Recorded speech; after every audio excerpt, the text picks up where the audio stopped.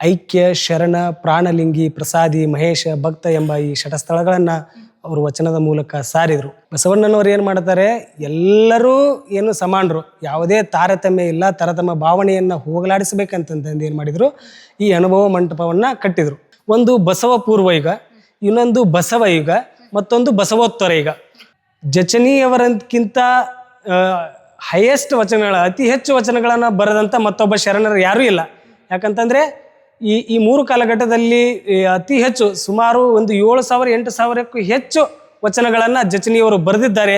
ಅವರ ಚಿಂತನೆಗಳು ಉಳಿದಿದ್ದ ಹೇಗಂತಂದರೆ ವಚನ ಸಾಹಿತ್ಯ ಸಂರಕ್ಷಣೆಯಾಗಿದ್ದರ ಮೂಲಕ. ಶರಣರು ಏನಾದರೂ ಕಲ್ಯಾಣವನ್ನು ತೊರೆಯುವಾಗ ವಚನ ಸಾಹಿತ್ಯವನ್ನು ಅಲ್ಲೇ ಬಿಟ್ಟು ವಚನ ಸಾಹಿತ್ಯವನ್ನು ನಶಿಸಿ ಹೋಗಲಿಕ್ಕೆ ಆಸ್ಪದ ಕೊಟ್ಟಿದ್ರಂತೆ. ಇವತ್ತಿನವರೆಗೂ ನಮಗೆ ವಚನ ಸಾಹಿತ್ಯ ದೊರೀತಾ ಇರಲಿಲ್ಲ.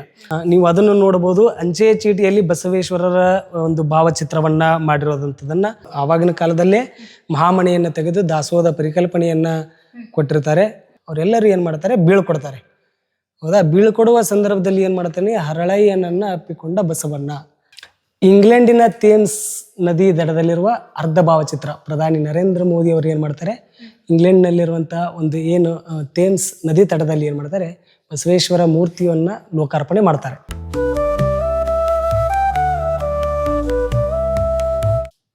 ಇದು ಅನುಭವ ಮಂಟಪ ಕಾನ್ಸೆಪ್ಟಾ ನೋಡಿ. ಅವಾಗಿನ ಪಾರ್ಲಿಮೆಂಟ್ ಹೇಗಿತ್ತು ಅಂತ ಕಂಪ್ಲೀಟ್ ಒಂದು ಚಿತ್ರಣ ಕೊಟ್ಟಿದ್ದಾರೆ.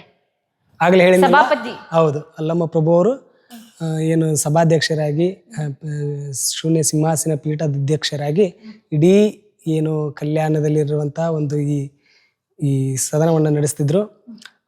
ಐಕ್ಯ, ಶರಣ, ಪ್ರಾಣಲಿಂಗಿ, ಪ್ರಸಾದಿ, ಮಹೇಶ, ಭಕ್ತ ಎಂಬ ಈ ಷಟಸ್ಥಳಗಳನ್ನು ಅವರು ವಚನದ ಮೂಲಕ ಸಾರಿದರು. ಏನು ಹೇಳುತ್ತೆ? ಭಕ್ತ, ಮಹೇಶ, ಪ್ರಸಾದಿ, ಒಂದೊಂದು ಕಂಬನೂ ಕೂಡ ಒಂದೊಂದು ಸಾರುತ್ತೆ. ಹೌದೌದೌದು. ಇವೆಲ್ಲ ಏನಂದ್ರೆ ಶರಣರ ತತ್ವಗಳು. ಈ ತತ್ವಗಳನ್ನೇ ಅವರು ಕೂಡ ಅವಾಗ ಪಾಲಿಸ್ತಿದ್ರು. ಇವುಗಳನ್ನೇ ಅವರು ಎಲ್ಲರೂ ಪಾಲಿಸ್ರಿ ಅಂತ ಕರೆ ಕೊಟ್ಟಿದ್ದು. ಅಂದ್ರೆ ಇಲ್ಲಿ ಅನುಭವ ಮಂಟಪದಲ್ಲಿ ಕೇವಲ ವಚನಗಳು ಮತ್ತೆ ಸಮಾಜದಲ್ಲಿ ಮಾಡ್ತಾ ಇದ್ದ ಮೂಢನಂಬಿಕೆಗಳನ್ನ ವಿರುದ್ಧ ಇಲ್ಲಿ ಮೀಟಿಂಗ್ ನಡೀತಾ ಇತ್ತಾ ಅಥವಾ ಸಂಸ್ಥಾನಕ್ಕೆ ಸಂಬಂಧಪಟ್ಟಿದ್ದ? ಇಲ್ಲ, ಇದು ಯಾವುದೇ ಸಂಸ್ಥಾನಕ್ಕೆ ಸಂಬಂಧಪಟ್ಟಿದ್ದಲ್ಲ. ಬಸವಣ್ಣನವರು ಏನು ಮಾಡ್ತಾರೆ, ಎಲ್ಲರೂ ಏನು ಸಮಾನರು, ಯಾವುದೇ ತಾರತಮ್ಯ ಇಲ್ಲ, ತರತಮ ಭಾವನೆಯನ್ನು ಹೋಗಲಾಡಿಸಬೇಕಂತಂದು ಏನು ಮಾಡಿದ್ರು, ಈ ಅನುಭವ ಮಂಟಪವನ್ನು ಕಟ್ಟಿದರು. ಆ ಅನುಭವ ಮಂಟಪಕ್ಕೆ ತಾವು ಕಟ್ಟಿದ್ರು ಕೂಡ ತಾವೇ ಅಧ್ಯಕ್ಷರಾಗಿ ಮುಂದುವರಿಬಹುದಾಗಿತ್ತು.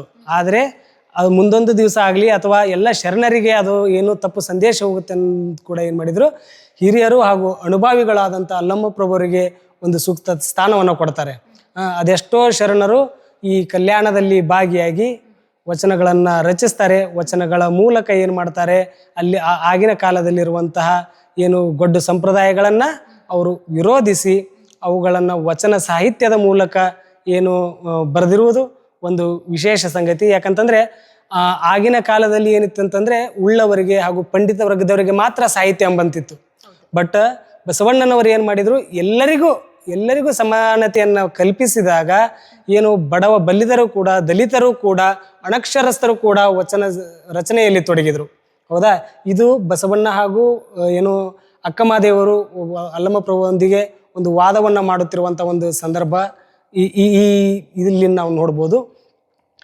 ಅದೆಷ್ಟು ಅಸಂಖ್ಯಾತ ಜನ ಶರಣರು ಈ ರೀತಿಯಾಗಿ ಕಲ್ಯಾಣದಲ್ಲಿ ಸೇರ್ತಾ ಇದ್ರು, ತಮ್ಮ ಅನುಭವಗಳನ್ನು ಹಂಚಿಕೊಳ್ಳುತ್ತಿದ್ರು, ದಾಸೋಹದ ಪರಿಕಲ್ಪನೆ ಕುರಿತು ಮಾತನಾಡ್ತಿದ್ರು, ಸಮಾನತೆಯ ಕುರಿತು ಮಾತನಾಡ್ತಿದ್ರು, ಅಂದಿನ ಕಂದಾಚಾರಗಳ ಕುರಿತು ಮಾತನಾಡ್ತಿದ್ರು, ಸಮಾಜದ ಏಳಿಗೆಗಾಗಿ ತಾವು ಕೈಗೊಳ್ಳಬಹುದಾದ ಚಿಂತನೆಗಳ ಕುರಿತು ಅವರು ಏನು ಇಲ್ಲಿ ಕೈಗೊಳ್ತಾ ಇದ್ರು.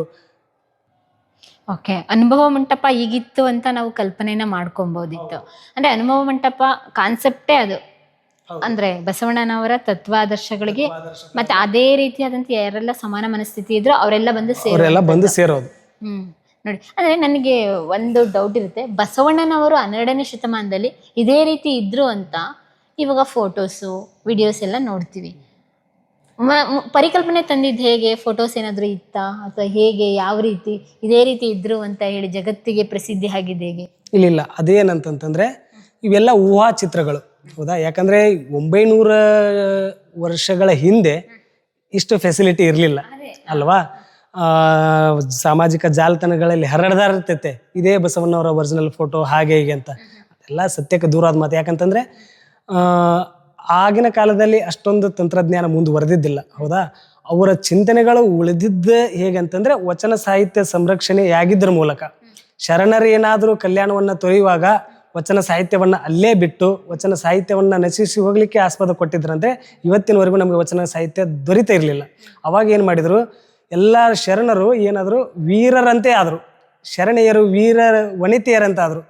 ಏನು ಬೆನ್ನಿಗೆ ವಚನ ಕಟ್ಟುಗಳನ್ನ ಕಟ್ಟಿಕೊಂಡು ಕೈಯಲ್ಲಿ ಖಡ್ಗವನ್ನು ಹಿಡಿದುಕೊಂಡು ಹೋರಾಡುತ್ತಾ ತಾವೇನು ಮಾಡಿದ್ರು, ಉಡುತಡಿ ಎತ್ತ ಅವರು ಏನು ತಮ್ಮ ಪಾದಯಾತ್ರೆಯನ್ನ ತಮ್ಮ ವಚನ ಸಂಗ್ರಹದ ಒಂದು ಕಾರ್ಯವನ್ನ ಬೆಳೆಸ್ತಾರೆ. ಅವಾಗ ಏನಾದರೂ ಈ ವಚನ ಸಾಹಿತ್ಯವನ್ನ ಅಲ್ಲೇ ಬಿಟ್ಟು ಹೋಗ್ಬಿಟ್ಟಿದ್ರೆ, ಕಲ್ಯಾಣದಲ್ಲಿ ಬಿಟ್ಟು ಹೋಗ್ಬಿಟ್ಟಿದ್ರೆ ಅದನ್ನ ನಶಿಸ್ಬಿಡ್ತಿತ್ತು. ಅವಾಗ ಅವರು ತೆಗೆದುಕೊಂಡು ಹೋದ ಪರಿಣಾಮವೇ ಏನು ಇವತ್ತು ನಮಗೆ ವಚನ ಸಾಹಿತ್ಯ ರೂಪದಲ್ಲಿ ದೊರೆತಿದೆ. ಇದಕ್ಕೆ ಬಹುಮುಖ್ಯ ಕಾರಣೀಕರ್ತರೆ ಅಂದರೆ ಫಗು ಹಳಕಟ್ಟಿ ಅವರು.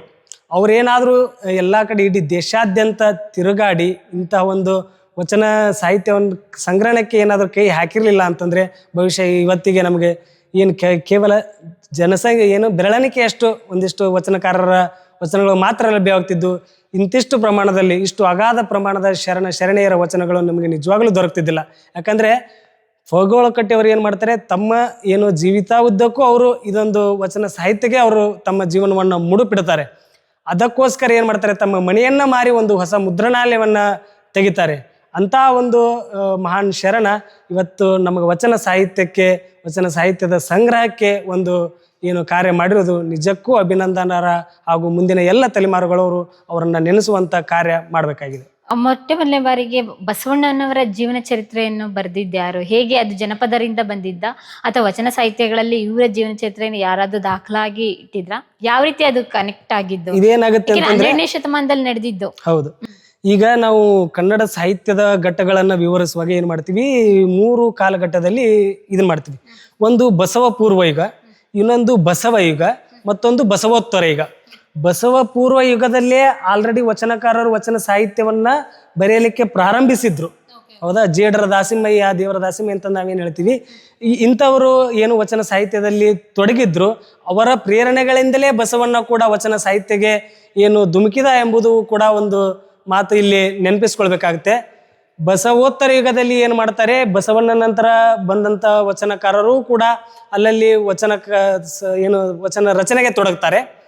ಆದರೆ ಬಸವಣ್ಣನವರ ಕಾಲದಲ್ಲಿದ್ದಂತಹ ತೀವ್ರತೆ, ಬಸವಣ್ಣನವರ ಕಾಲದಲ್ಲಿದ್ದಂತಹ ಒಂದು ಏನು ರೋಷ ಮುಂದಿನ ತಲೆಮಾರುಗಳಲ್ಲಿ ಇರಲಿಲ್ಲ. ತದನಂತರ ಏನಾಗುತ್ತೆ, 15ನೇ ಶತಮಾನದಲ್ಲಿ ಮತ್ತೆ ವಿಜಯನಗರ ಕಾಲದ ಅರಸರಲ್ಲಿ ಮತ್ತೆ ವಚನ ಸಾಹಿತ್ಯ ರಚನೆಗೆ ಒಳಗಾಗುತ್ತೆ. ಮತ್ತೆ ತದನಂತರ ಏನಾಗುತ್ತೆ, ಎಲ್ಲ ವಚನಗಳು ಅಲ್ಲಲ್ಲಿ ಹರಿದು ಹೋಗ್ಬಿಡ್ತವೆ. ಮಧ್ಯಯುಗಿನ ಕಾಲದಲ್ಲಿ ಬಸವಣ್ಣನ ರಚನೆಯ ಒಂದು ಹಂತ, ತದನಂತರ ಏನಾಗುತ್ತೆ ವಿಜಯನಗರ ಅರಸರ 15ನೇ ಶತಮಾನದಲ್ಲಿ ಮತ್ತೊಂದು ಹಂತ, ಮತ್ತೆ ಇತ್ತೀಚೆಗೆ ಏನು ಮಾಡ್ತಾರೆ 19-20ನೇ ಶತಮಾನದಲ್ಲಿ ಮತ್ತೆ ಆಧುನಿಕ ವಚನಕಾರರು ಮತ್ತೆ ವಚನ ಸಾಹಿತ್ಯವನ್ನ ಬರೆಯಲಿಕ್ಕೆ ತೊಡಗ್ತಾರೆ. ಅಂತಹ ಸಂದರ್ಭದಲ್ಲಿ ಏನು ನಾವು ಒಬ್ಬರ ವಿಶೇಷವಾಗಿ ಜಚನಿಯವರ ಹೆಸರನ್ನ ಇಲ್ಲಿ ಪ್ರಸ್ತಾಪಿಸಬೇಕು. ಯಾಕಂತಂದ್ರೆ ಈ 3 ಕಾಲಘಟ್ಟಗಳಲ್ಲಿ ವಚನ ಸಾಹಿತ್ಯವನ್ನ ರಚಿಸುವಾಗ ಜಚನಿಯವರಕ್ಕಿಂತ ಹೈಯೆಸ್ಟ್ ಅತಿ ಹೆಚ್ಚು ವಚನಗಳನ್ನ ಬರೆದಂತ ಮತ್ತೊಬ್ಬ ಶರಣರು ಯಾರೂ ಇಲ್ಲ. ಯಾಕಂತಂದ್ರೆ ಈ 3 ಕಾಲಘಟ್ಟದಲ್ಲಿ ಅತಿ ಹೆಚ್ಚು ಸುಮಾರು ಒಂದು 7,000-8,000ಕ್ಕೂ ಹೆಚ್ಚು ವಚನಗಳನ್ನ ಜಚನಿಯವರು ಬರೆದಿದ್ದಾರೆ. ಅವು ಕೂಡ ಉಲ್ಲೇಖ ಇವೆ. ಈ ರೀತಿಯಾಗಿ ಬಸವಣ್ಣನವರ ಪ್ರೇರಣೆಗಳನ್ನ, ಬಸವಣ್ಣನವರ ಚಿಂತನೆಗಳನ್ನ, ಬಸವಣ್ಣನವರ ಒಂದು ತಾತ್ವಿಕ ನೆಲೆಗಳನ್ನ ಮುಂದುವರಿಸಬೇಕೆಂಬ ನಿಟ್ಟಿನಲ್ಲಿ ಕನ್ನಡ ಸಾಹಿತ್ಯದಲ್ಲಿ ಅದು ಬೆಳ್ಕೊಂಡು ಬಂದಿದೆ, ಇಂದಿಗೂ ಪ್ರಸ್ತುತವಾಗಿದೆ. ಇಂದು ಕೂಡ ವಚನ ಸಾಹಿತ್ಯಕ್ಕೆ ಏನು ಎಲ್ಲ ಆಧುನಿಕ ವಚನಕಾರರು, ಆಧುನಿಕ ವಚನಕಾರ್ತಿಯರು ಕೂಡ ವಚನಗಳನ್ನು ಬರಿತಿದ್ದಾರೆ. ಹೌದಾ? ಈ ನಿಟ್ಟಿನಲ್ಲಿ ನಮ್ಮ ಬಸವ ತತ್ವಗಳು, ಬಸವ ಚಿಂತನೆಗಳು ಉಳಿದಿದ್ದಾವೆ. ಇಲ್ಲ ಅಂತಂದ್ರೆ ಏನಾಗ್ತಿತ್ತು, ಈ ವಚನ ಸಾಹಿತ್ಯವನ್ನೇ ನಶಿಸೋಗ್ತಿತ್ತು. ಬಸವಣ್ಣನವರ ಈ ಜೀವನ ಕಾಲಘಟ್ಟ ಆಗಲಿ, ಇಡೀ ಶರಣರ ಒಂದು ಸಮುದಾಯದ ಕಾಲಘಟ್ಟಗಳಾಗಲಿ, ಅವರ ಕೊಡುಗೆಗಳಾಗಲಿ ಏನಾದರೂ ಉಳ್ಕೊಂಡಿದ್ದಾವೆ ಅದು 2 ರೀತಿಯಾಗಿ. ಒಂದು ಮೌಖಿಕ ಸಾಹಿತ್ಯವಾಗಿ ಜನಪದ ಪರಂಪರೆಯ ಜನರ ಮೌಖಿಕವಾಗಿ ಬಾಯಲ್ಲಿ ಹರ್ಕೊಂಡು ಬಂದಿದೆ ಒಂದು. ಇನ್ನೊಂದು ಏನಂದರೆ ಕನ್ನಡ ನಾಡಿನ ಶಾಸನಗಳಲ್ಲಿ ಇದು ಕೂಡ ಏನಾಗಿದೆ, ಬಸವಣ್ಣನವರ ಪೂರ್ವದ ಯುಗದಿಂದ ಹಿಡಿದು ಇಲ್ಲಿವರೆಗೂ ಕೂಡ ಏನೇನು ವಚನ ರಚನೆಗಳಾಗ್ತಿವೆ ಅವುಗಳನ್ನು ಏನು ಪ್ರಸ್ತಾಪಿಸಿಕೊಂಡು ಬಂದಿದ್ದಾರೆ ಅಂತ ಹಲವಾರು ಶಾಸನಗಳು ಕೂಡ ಕರ್ನಾಟಕದಲ್ಲಿ ಲಭ್ಯ ಇವೆ. ಅಂದಲ್ಲೇ ಏನಾಗಿದೆ ಬಸವಣ್ಣನವರ ವಚನ ಸಾಹಿತ್ಯ ಹಾಗೂ ಬಸವಣ್ಣನವರ ಏನು ಅವರ ಮೌಲ್ಯಗಳು, ಅವರ ತಾತ್ವಿಕ ಚಿಂತನೆಗಳು ಶಾಸನಗಳಲ್ಲಿ ಮೂಡಿ ಬಂದಿದ್ದ ಪರಿಣಾಮವಾಗಿ ಇವತ್ತು ಎಲ್ಲರಿಗೂ ಕೂಡ ಏನು ಅಭ್ಯಾಸ ಮಾಡಲಿಕ್ಕೆ, ಅವರುಗಳನ್ನು ಓದಲಿಕ್ಕೆ ಅವಕಾಶ ಇದೆ. ಶಾಸನಗಳಲ್ಲಿ ಕೂಡ ಅವುಗಳ ಪ್ರಸ್ತಾಪ ಆಗದಿದ್ರೆ ವಚನ ಸಾಹಿತ್ಯದ ಪರಿಕಲ್ಪನೆ ಇಂದಿನ ಕಾಲಮಾನದವರೆಗೆ ಇರ್ತಾ ಇರಲಿಲ್ಲ. ಇಲ್ಲಿ ಬಂದ್ರೆ ಫುಲ್ ಫೋಟೋ ಗ್ಯಾಲರಿನೇ ಇದೆ. ಫೋಟೋ ಗ್ಯಾಲರಿ ಇದೆ. ಅಂದ್ರೆ ಬಸವಣ್ಣನವ್ರದ್ದು ಕುರಿತಾದಂತಹ ಒಂದು ಫೋಟೋ ಗ್ಯಾಲರಿ ನೀವು ಅದನ್ನು ನೋಡಬಹುದು. ಅಂಚೆ ಚೀಟಿಯಲ್ಲಿ ಬಸವೇಶ್ವರರ ಒಂದು ಭಾವಚಿತ್ರವನ್ನ ಮಾಡಿರೋದಂಥದನ್ನ ಕಾಣ್ಬೋದು. ಹೌದಾ? ಅದೇ ರೀತಿಯಾಗಿ ನಾಣ್ಯಗಳಲ್ಲಿಯೂ ಕೂಡ ಬಸವೇಶ್ವರರನ್ನ ಏನೋ ಒಂದು ಚಿತ್ರವನ್ನ ಏನು ನಮ್ಮ ಭಾರತ ಸರ್ಕಾರ ಮುದ್ರಿಸಿದ್ದು ಒಂದು ಅಭಿನಂದನಾ ಸಂಗತಿ. ಅಂದ್ರೆ ಫೋಟೋ ಗ್ಯಾಲರಿಲಿ ಕಂಪ್ಲೀಟ್ ಆಗಿ ಫೋಟೋಸ್ ಬಸವಣ್ಣನವರ ಕಂಪ್ಲೀಟ್ ಜೀವನ ಚರಿತ್ರೆ, ಬಸವಣ್ಣನ ಅವರು ತಾಯಿಯವರು ಗರ್ಭಿಣಿಯಾಗಿದ್ದಾಗ ಹೇಗಿತ್ತು, ಅದಾದ ನಂತರ ಗೆಳೆಯರನ್ನು ಒಬ್ಬ ಸತ್ತ ಗೆಳೆಯನನ್ನು ಬದುಕಿಸಿದ ಬಾಲಕ ಪ್ರವೇಶ ಅಂತಂದ್ರೆ ಏನಿದೆ ಇನ್ಸಿಡೆಂಟ್. ಇದೇನಂತಂದ್ರೆ ಕಲ್ಯಾಣದಲ್ಲಿ ಏನಾಗುತ್ತೆ, ಅವಾಗ ಏನಾಗತ್ತಂತಂದ್ರೆ ಬಸವೇಶ್ವರ ಏನ್ ಮಾಡ್ತಾನೆ, ಒಂದು ಬಾವಿಯಲ್ಲಿ ಏನ್ ಮಾಡ್ತಾನೆ, ಒಬ್ಬ ದಲಿತ ಬಾಲಕ ಬೀಳ್ತಾನೆ. ಆ ದಲಿತ ಬಾಲಕ ಬಿದ್ದಾಗ ಅವಾಗ ಏನ್ ಮಾಡ್ತಾರೆ, ಬಸವೇಶ್ವರರು ಅವ್ರನ್ನ ಬದುಕಿಸ್ತಾರೆ. ಬದುಕಿಸಿದಾದ ಮೇಲೆ ಏನಾಗುತ್ತೆ, ಅನ್ಟಚಬಿಲಿಟಿ ಇರುತ್ತಲ್ಲ, ಅವಾಗ ಏನ್ ಮಾಡ್ತಾರೆ, ಬಸವೇಶ್ವರರನ್ನ ಇಲ್ಲಿಂದ ಓಡಿಸ್ಬೇಕು ಅನ್ನೋದೊಂದು ಬರುತ್ತೆ. ಅವಾಗ ಏನ್ ಮಾಡ್ತಾರೆ, ಅವರ ತಂದೆ ತಾಯಿಯವರು ಇವರು ಬಸವಣ್ಣ ಇಲ್ಲಿದ್ರೆ ಸರಿ ಹೋಗೋದಲ್ಲ ಅನ್ಕೊಂಡು ಕೂಡಲ ಸಂಗಮಕ್ಕೆ ಕಳಿಸ್ತಾರೆ. ಓಕೆ. ಆಮೇಲೆ ಅವ್ರ ಬಾಲ್ಯ ಜೀವನ ಹೇಗಿತ್ತು, ಉಪನಯನವನ್ನು ನಿರಾಕರಿಸ್ತಾರೆ. ಹೌದೌದು, ಉಪನಯನ ನಿರಾಕರಿಸ್ತಾರೆ. ಅಲ್ಲೇನು ನಾವು ಆಗಾಳೆ ಜನಿವಾರರ ನಿರಾಕರಣೆ ಮಾಡಿದ್ದನ್ನು ನೋಡಿದ್ವಲ್ಲ, ಅದೇ ರೀತಿಯಾಗಿ ಉಪನಯನ ನಿರಾಕರಿಸ್ತಾರೆ. ಅಲ್ಲಿ ನೋಡಿ, ಮೂಢ ಆಚರಣೆಗಳನ್ನು ಪ್ರಶ್ನೆ ಮಾಡ್ತಾ ಇದ್ದಾರೆ ಬಸವೇಶ್ವರವರು. ಅಂದ್ರೆ ಹೋಮ ಯಜ್ಞ ಮತ್ತೆ ಬಲಿ ಕೊಡೋದಾಗಿರ್ಬೋದು ಎಲ್ಲ ಪದ್ಧತಿಗಳನ್ನ ಅಲ್ಲ ಕೂಡಲ ಸಂಗಮದತ್ತ ಪಯಣ. ಓಕೆ, ಇಲ್ಲಿ ಫೋಟೋ ಗ್ಯಾಲರಿಲಿ ಕಂಪ್ಲೀಟ್ ಆಗಿ ನೋಡ್ಬೋದು. ಮತ್ತೆ ಅವ್ರ ಗುರುಗಳ ಸನ್ನಿಧಿಯಲ್ಲಿ ಅವ್ರ ಅಧ್ಯಯನ ಮಾಡ್ತಾ ಇರೋದು. ಬಸವಣ್ಣನವರ ಮದ್ವೆ ಗಂಗಾಂಬಿಕೆಯೊಂದಿಗೆ ಬಸವಣ್ಣನವರ ವಿವಾಹ ಆಗುತ್ತೆ. 2 ಮದ್ವೆ ಯಾಕೆ ಆಗ್ತಾರೆ ಅಂದ್ರೆ ಅವಾಗಿನ ಕಾಲದಲ್ಲಿ 2-3 ಮದ್ವೆ ಮಾಡೋದು ಕಾಮನ್ ಆಗಿತ್ತು ಅಂತ ಆಗಿದ್ದ, ಅಥವಾ ಏನಾದ್ರು ಪರ್ಟಿಕ್ಯುಲರ್ ಕಾರಣ ಇದೆಯಾ? ಅದು ಮುಂಚೆ ಏನಾಗುತ್ತೆ, ಫಸ್ಟ್ ಅವರು ಗಂಗಾಂಬಿಕೆಯವರನ್ನ ಮದುವೆ ಆಗ್ತಾರೆ. ನೀಲಾಂಬಿಕೆ ಅನ್ನೋರು ಏನಾಗಿರ್ತಾರೆ, ಆಕಿಗೆ ಗಂಗಾಂಬಿಕೆ ಅವ್ರಿಗೆ ಏನಾಗ್ತಾರೆ, ಸಹೋದರಿ ಆಗ್ಬೇಕು. ಬಿಜ್ಜಳ ಅರಸನರಿಗೆ ಏನಾಗ್ತಾಳೆ, ಇವರು ಬಿಜ್ಜಳ ಅರಸ ಏನ್ ಮಾಡಿರ್ತಾನೆ, ನೀಲಾಂಬಿಕೆಯನ್ನ ತಂಗಿ ಅನ್ಕೊಂತ ಮುಂಚೆಯಿಂದನೂ ಕರ್ಕೊಂಡು ಬಂದಿರ್ತಾರೆ. ಅವಾಗ ಏನ್ ಮಾಡ್ತಾರೆ, ಬಸವಣ್ಣನಿಗೆ ನೀಲಾಂಬಿಕೆಯನ್ನ ಕೊಟ್ಟು ಮದುವೆ ಮಾಡಿದ್ರೆ ಏನು ನೀಲಾಂಬಿಕೆಗೂ ಒಳ್ಳೇದು, ನಮ್ಮ ಬಸವಣ್ಣನವ್ರಿಗೆ ಒಳ್ಳೇದು, ಅನಂತರ ನಮ್ಮ ಓವರ್ ಆಲ್ ಕುಟುಂಬಕ್ಕೆ ಒಂದು ಏನು ಒಳ್ಳೇದಾಗಿರುತ್ತೆ ಅನ್ನೋ ಉದ್ದೇಶದಿಂದ ಏನ್ ಮಾಡಿರ್ತಾರೆ, ಯಾರೋ ಬಿಜ್ಜಳ ಅರಸ ಏನ್ ಮಾಡ್ತಾನೆ, ಮದುವೆಯನ್ನ ಮಾಡ್ತಾನೆ, 2ನೇ ಮದುವೆ. ಓಕೆ. ದಾಸೋಹ ಪದ್ಧತಿ. ಹೌದು, ಆವಾಗಿನ ಕಾಲದಲ್ಲೇ ಮಹಾಮಣಿಯನ್ನ ತೆಗೆದು ದಾಸೋಹದ ಪರಿಕಲ್ಪನೆಯನ್ನ ಕೊಟ್ಟಿರ್ತಾರೆ. ಇಲ್ಲಿ ನೋಡ್ಬೋದು, ಇಲ್ಲಿ ಅಲ್ಲಮ ಪ್ರಭುದೇವರು ಹಾಗೂ ಅಕ್ಕಮಹಾದೇವಿ ನಡುವೆ ಒಂದು ವಾದ ನಡೆಯುತ್ತೆ. ಹೌದಾ? ಈ ವಾದವು ಕೂಡ ಒಂದು ವಚನ ರೂಪದಲ್ಲಿದೆ. ಇವತ್ತಿಗೂ ಕೂಡ ಅವರಿಬ್ಬರ ನಡುವಿನ ಏನು ಸಂವಾದ ನಡೆಯುತ್ತೋ ಅದು ಕೂಡ ಆಗಿನ ಕಾಲಘಟ್ಟದಲ್ಲಿ ಮಹಿಳೆಯೂ ಕೂಡ ವಚನ ಸಾಹಿತ್ಯಕ್ಕೆ ಧುಮುಕ್ಬಹುದು ಅಂತಂದು ಅದು ತೋರಿಸುತ್ತೆ. ಅಂದ್ರೆ ಇಲ್ಲಿ ನೋಡಿ, ಅವಾಗ ಅನುಭವ ಮಂಟಪ ಎಲ್ಲೆಲ್ಲಿ ಮಾಡಿದಂತ, ಮೈಸೂರ್ದು ಎಲ್ಲ ಸೇರ್ತಾ ಇದ್ದು, ಮತ್ತೆ ಇಲ್ಲಿ ಧಾರವಾಡದ್ದು ಎಲ್ಲಾ ಕಡೆ ಈ ರೀತಿಯಾಗಿ ಸೇರ್ತಾ ಇದ್ದಂಥದ್ದು. ಅಂದ್ರೆ ರಾಜನಿಗೆ ಬಿಜ್ಜಳನಿಗೆ ತುಂಬಾ ಆ ಸಂದರ್ಭದಲ್ಲಿ ಬಸವಣ್ಣ ಇಲ್ಲಿದೆ ನೋಡಿ ಈ ಚಿತ್ರ.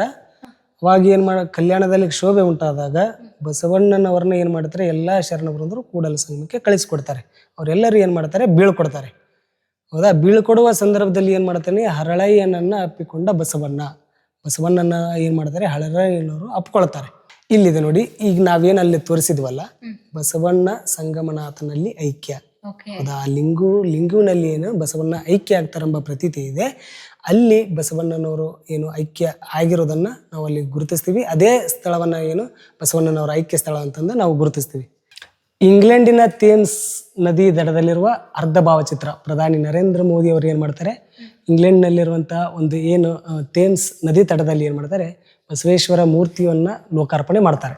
ಅಂದ್ರೆ ಎಲ್ಲಿ ಇಂಗ್ಲೆಂಡ್, ಎಲ್ಲಿ ಕರ್ನಾಟಕ, ಹಾಗಾದ್ರೆ ಅಲ್ಲಿವರೆಗೂ ಕೂಡ ನಮ್ಮ ಬಸವೇಶ್ವರರ ತತ್ವಾದರ್ಶಗಳು ಜಗಜ್ಜಾಗೀರವಾಗಿದೆ. ಭಾರತದ ಗಡಿ ದಾಟಿ ಇಡೀ ವಿಶ್ವದ ಮೂಲೆಯಲ್ಲೂ ಕೂಡ ಬಸವಣ್ಣನವರ ಚಿಂತನೆಗಳು ಹರಡಿವೆ, ಹಬ್ಬಿವೆ.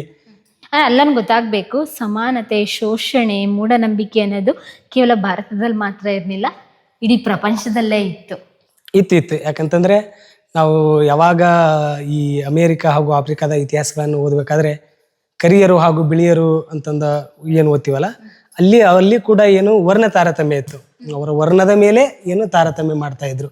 ಅಲ್ಲಿ ನಮ್ಮಲ್ಲಿ ಏನಿದೆ ಚಾತುರ್ವರ್ಣದ ವ್ಯವಸ್ಥೆ ಇದ್ದಿರೋದ್ರಿಂದ ಈ ಚಾತುರ್ವರ್ಣ ವ್ಯವಸ್ಥೆದ ಮೇಲೆ ತಾರತಮ್ಯ ನಡೀತಾ ಇತ್ತು.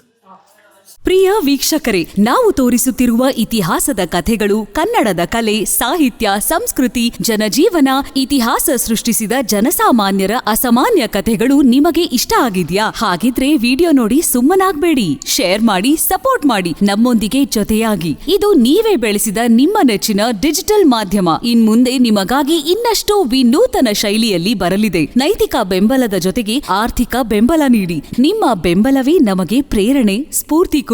ನಿಮ್ಮ ಬೆಂಬಲದೊಂದಿಗೆ ನಮ್ಮ ಪಯಣ ಮುಂದುವರಿಯುತ್ತಿದೆ. ಸಾಮಾಜಿಕ ಬದಲಾವಣೆಗೆ ಜೊತೆಯಾಗಿ ನಮ್ಮ ಮುಂದಿನ ಪೀಳಿಗೆಗೆ ಕರ್ನಾಟಕದ ಇತಿಹಾಸ ಉಳಿಸೋಣ.